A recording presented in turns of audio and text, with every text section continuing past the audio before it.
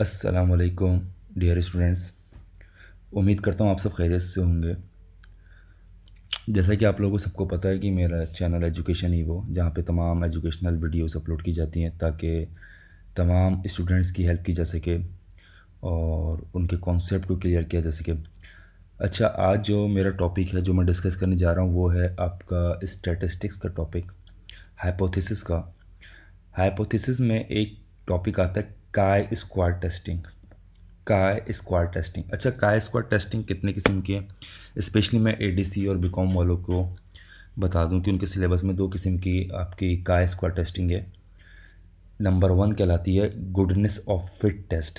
सही, किसी भी चीज़ की गुडनेस फिट है या फिर अनफेयर है या फेयर है, उस चीज़ को टेस्ट करने की पूछा जाता है। आपको सवाल में डिटेल में सवाल में लिखा हुआ आता है कि टेस्ट ऑफ गुडनेस है या फेयर डाइज है या अनफेयर डाइज है, वट एवर जो भी होगा उसका वो बता देते हैं लिख के। अच्छा, दूसरी केस आपका आता है टेस्ट ऑफ इंडिपेंडेंस।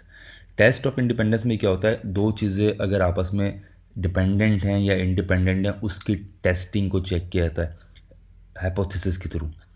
किसी भी दो चीज़ों के आपस में आपको रिलेशन बताना है, वो उसके ऊपर डिपेंड है या इंडिपेंडेंट है, वट एवर जब आप सॉल्यूशन करोगे तो आपके सामने चीज़ें क्लियर हो जाएंगी। अच्छा, दो चीज़ें हैं काय स्क्वाड टेस्टिंग के अंदर, गुडनेस ऑफ फिट टेस्ट या फिर टेस्ट ऑफ इंडिपेंडेंस। ठीक है बच्चों। अच्छा, इसके बाद इसका जो फार्मूला है वो फार्मूला है, दोनों केसों में फार्मूला एक ही अप्लाई होगा, थोड़ा सा पैटर्न चेंजेस सॉल्यूशन करने का, लेकिन ज़्यादा डिफरेंस दोनों के सॉल्यूशन में नहीं है। अच्छा, काय स्क्वाड टेस्टिंग का जो फार्मूला है ये एक्स के ऊपर स्क्वायर, यानी कि ये जो है इसका सिंबल आ गया, इक्वल है सम सम ब्रैकेट ओ माइनस ई के ऊपर होल स्क्वायर डिवाइडेड बाई ई। अच्छा, ओ माइनस ई का स्क्वायर डिवाइडेड बाई ई, फिर ब्रैकेट क्लोज। ये सिंपल सा फॉर्मूला है जो आपके काय स्क्वायर टेस्टिंग के अंदर लगाया जाता है। ठीक है, चाहे वो इंडिपेंडेंस का केस हो चाहे वो गुडनेस ऑफ फिट का टेस्ट हो। ठीक है। अच्छा, ये ओ और ये ई क्या है बच्चों, ओ जो है वो आपका ऑब्जर्व फ्रीक्वेंसी है, यानी कि जो भी फ्रीक्वेंसी सवाल में दी जाती है, स्टैट्स का बच्चा है शुरू से वो फ्रीक्वेंसी के बारे में पता होता है, उसको शुरू से पढ़ता हुआ आ रहा है, चाहे वो मीन का चैप्टर हो चाहे वो स्टैंडर्ड डेविएशन का चैप्टर हो, उसको फ्रीक्वेंसी का पता होता है। तो फ्रीक्वेंसी दी जाती है आपको सवाल में, तो वो फ्रीक्वेंसी कहलाती है ऑब्जर्व फ्रीक्वेंसी। जो सवाल में दी जाती है वो आपको दी जाती है ऑब्जर्व फ्रीक्वेंसी। और ई क्या है, ई कहलाती है आपकी एक्सपेक्टेड फ्रीक्वेंसी। अच्छा, एक्सपेक्टेड फ्रीक्वेंसी आपको कैलकुलेट करनी पड़ती है सवाल के अंदर। ठीक है, वो मैं अभी आपको बता दूंगा किस तरह कैलकुलेट की जाती है। ऑब्जर्व फ्रीक्वेंसी आपको सवाल में गिवन होती है, जो नॉर्मल फ्रीक्वेंसी आपको सवाल में दी जाती है। अच्छा, ई एक्सपेक्टेड फ्रीक्वेंसी कहलाता है। तो बच्चों ये एक छोटा सा फॉर्मूला है जो काय स्क्वायर के दोनों केसों पे अप्लाई होता है। अच्छा, इसके बाद हम देख लेते हैं कि गुडनेस ऑफ फिट टेस्ट कैसे सॉल्व किया जाता है। स्टैटिस्टिक्स का बच्चा एस्टिमेशन पढ़ते हुए आ रहा है और हाइपोथेसिस, पॉपुलेशन मीन की हाइपोथेसिस करते हुए आता है, तो उसको ये पता होता है कि कितने स्टेप्स में सवाल सॉल्व होता है हाइपोथेसिस का, चाहे वो पॉपुलेशन मीन का हाइपोथेसिस हो, चाहे वो टेस्ट ऑफ गुडनेस का हो या फिर वो डिपेंडेंट इंडिपेंडेंट का हो।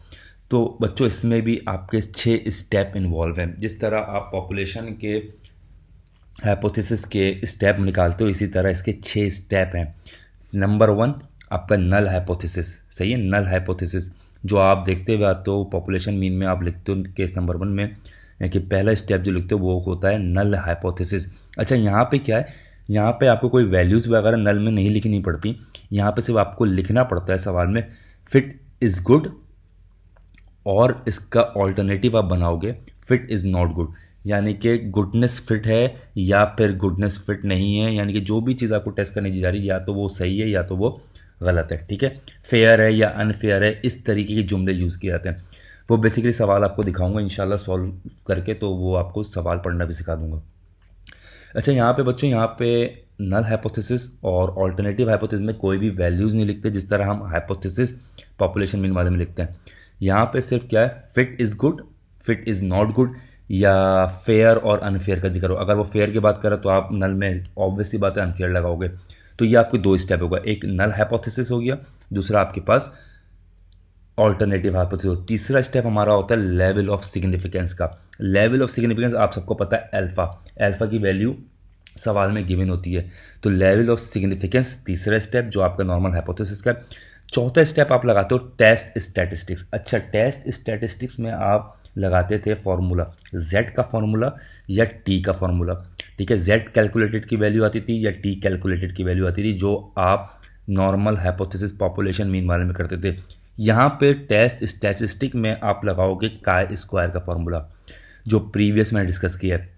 काय square equal to sum 0 o minus e का whole square divided by e. ये आप काय स्क्वायर का फॉर्मूला अप्लाई करोगे। यहाँ पे z टेस्ट और t टेस्ट अप्लाई नहीं होगा, यहाँ पे काय स्क्वायर का फॉर्मूला अप्लाई होगा। और उसके बाद हम पांचवा स्टेप देखते हैं हमारा क्रिटिकल रीजन। क्रिटिकल रीजन बहुत अच्छी तरीके से बच्चों ने हाइपोथेसिस में पढ़ा होता है पॉपुलेशन मीन के अंदर कि क्रिटिकल रीजन क्या होती है। एक आपके पास कैलकुलेटेड वैल्यू होती है, एक आपके पास टैबुलेटेड वैल्यू होती है। तो टैबुलेटेड वैल्यू और कैलकुलेटेड वैल्यू को चेक किया जाता है ग्रेटर और लेस देन, या वो क्रिटिकल रीजन में जा रही होती है या तो फिर वो एक्सेप्टेंस रीजन में जा रही होती है, ठीक है।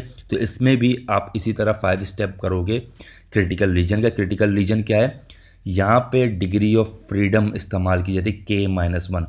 K-1 के क्या, नंबर ऑफ सेल्स जो आपको दिए थे, जितनी भी नंबर ऑफ सेल्स दिए जाएंगे, जितनी भी वैल्यूज़ बताई जाएंगी, उन सबको काउंट करके जो बनता है वो आपका डिग्री ऑफ फ्रीडम यानी कि K बनता है।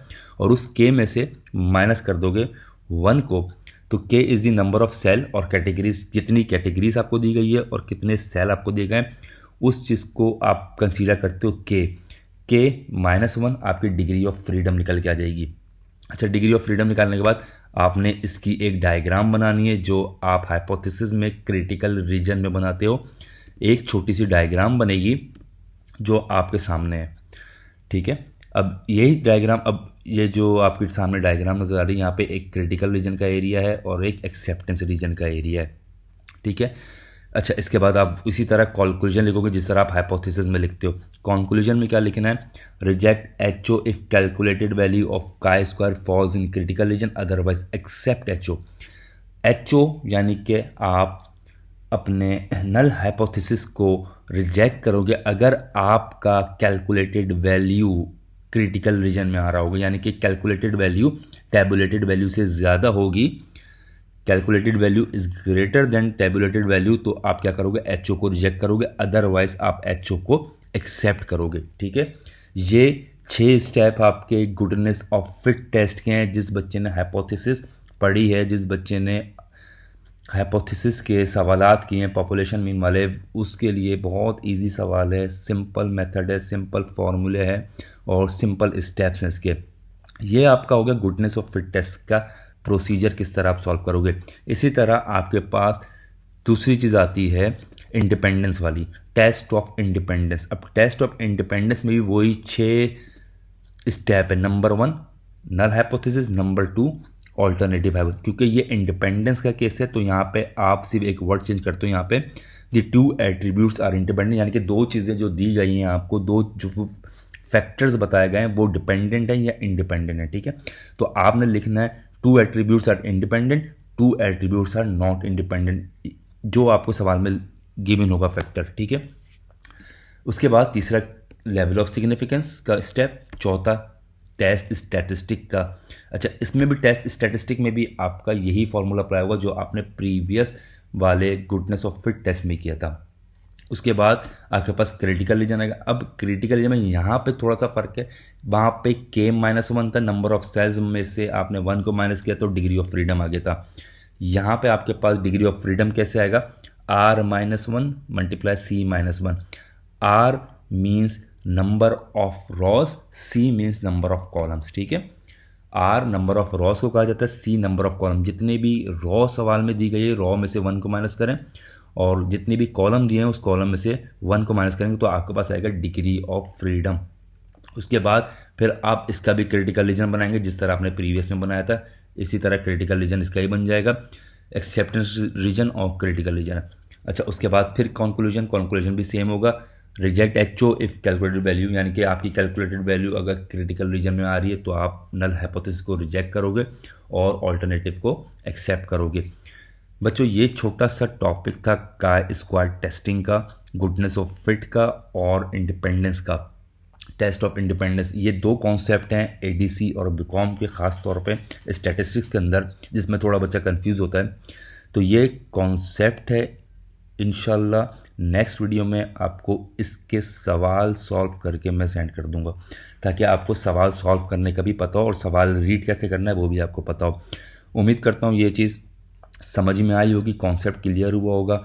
अगर सवाल समझ में नहीं आया तो मेरे कॉन्टेक्ट नंबर पे कांटेक्ट करें, और मैं आपको इंशाल्लाह इसकी फर्दर वीडियोस भी अपलोड करके कॉन्सेप्ट क्लियर कर दूंगा। जब हम सामने सवाल देखेंगे कि किस सवाल को किस तरह रीड करना है और किस तरह हमें समझना है कि इंडिपेंडेंस का केस है या गुडनेस ऑफ फिट का टेस्ट है।